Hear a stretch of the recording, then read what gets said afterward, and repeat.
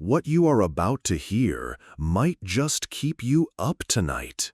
Welcome to Hauntcore Vault. When I was around 14 to 16, my dad came into the house out of breath and all four of our dogs terrified. Mind you, we live in the Appalachian. He said something around 10 feet tall with bright red eyes chased him and our dogs through the woods. We laughed at him because he always makes jokes about things. He was serious, and he ended up going to the hospital to get an x-ray because he thought he broke his back when he fell on our porch steps. Fast forward exactly a month later, the dogs were on the porch outside going off about something. If you look through our screen door, you can see all the way down the porch into our driveway. I no joke seen a human body covered in hair climbing up our porch steps like a contortionist. Its arms were behind its head and everything. I did not feel scared of it, so I chased after it. Our porch is super long, probably a good 150 feet, and it took off running. And when I went to chase it, as soon as my feet hit the edge of the porch, I felt something punch me super hard in the chest to make me not move. And then I felt nothing but complete fear. I happened to look out towards our building that we have, and it is probably also 100 feet from the house, and this thing was around 5'5", and it was staring at me with red eyes and cocked its head to the side. We just stared at each other. When I first seen it, I told my dad to grab the mag light. If you don't know, it's a flashlight that weighs probably 5 pounds and super bright. While me and this thing were staring at each other, it's like it knew my dad was coming out with that light because as soon as he opened the door, it just vanished in complete air, not even a tree limb cracked. I used to live in a haunted house with my parents.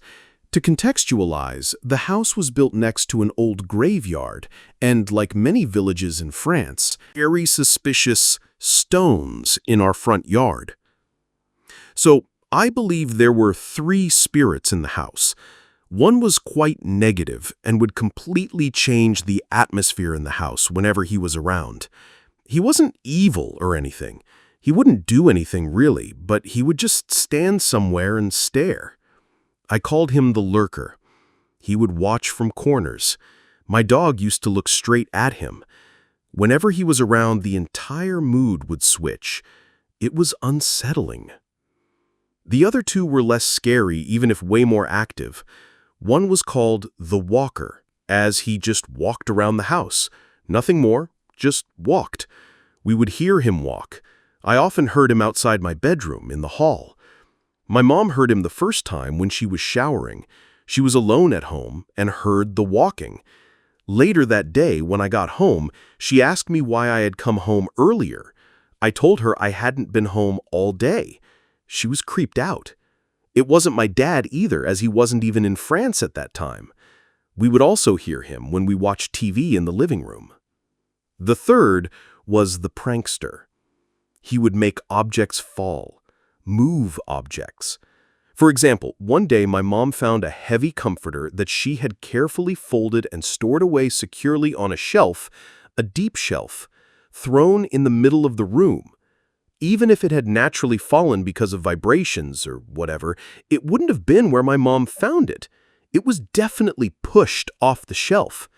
We tried to debunk it, placing it on the shelf and shaking the shelf, trying to create vibrations by walking heavily at the upper floor, trying to shut the door as hard as we could, etc. The comforter never fell. Another time, my mom found her bird seeds splattered all over the ground, but the container in which she stored them was back on the shelf, meaning that something pushed the seed container, the seeds splattered on the ground, and then the container was put back on the shelf with its lid on. My mom asked my dad and I if it was us, and we told her that it wasn't. She even called my uncle, who often comes by, and he swore it wasn't him. That was the craziest thing that had happened in this house. I had never noticed how bad the vibes were in this house until I had moved out. My parents told me the same thing after they had moved. People who visited our house would always tell us it had bad vibes and would feel scared in it. This house just felt heavy and draining. So there you have it.